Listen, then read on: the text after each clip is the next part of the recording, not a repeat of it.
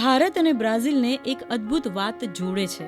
આ વાત છે વર્ષ 1960ની, જ્યારે ગુજરાતના ભાવનગરના મહારાજા કૃષ્ણકુમાર સિંહજી ગોહિલે કૃષ્ણા નામનો બુલ એટલે કે બળદ બ્રાઝિલને ભેટમાં આપ્યો હતો. અને આ બુલ થકી જ બ્રાઝિલમાં શરૂ થઈ દૂધ ઉત્પાદનની શ્વેત ક્રાંતિ.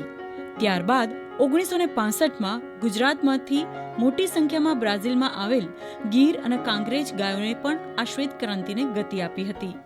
ब्राज़ील में जितनी भी गाय हैं उनका ओरिजिन जो है भारत से है. गिर गाय और कांकरेज गाय जो है यहाँ से करीब 70-80 साल पहले लाई गई थी और उसके बाद में ब्राज़ील ने उस पर काफ़ी मेहनत करके उसको क्रॉस ब्रीडिंग करके उसके ऊपर साइंटिफिक रिसर्च करके उन्होंने दूध के लिए काफ़ी इसमें विज्ञान के साथ में कार्य किया है.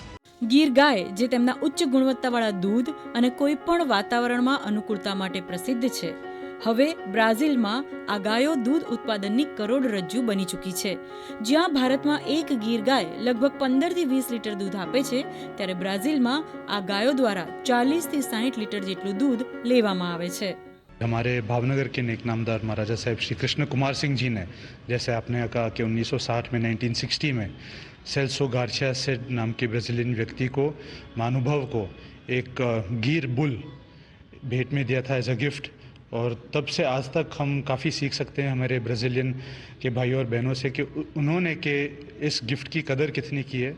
उन्होंने एक डेयरी प्रोडक्शन कितनी सीरियसली से शुरुआत की है. 80% जो ज़ेबू कैटल है वो यही कृष्ण द बुल जो महाराजा साहब ने सेल्सो गार्सिया सेट को एक गिफ्ट में दिया था, उन्हीं की संतान है. Brazil is the fourth largest country in terms of milk production, giving 35 billions of liters of milk per year. So we thank India for this magnificent gift for us, for Brazil. Bharat की धरोहर Brazil की समृद्धि का आधार बन गई. ये कहानी है कृष्णा की, जो एक उपहार बनकर आया और ब्राजील की श्वेत क्रांति का प्रतीक बन गया.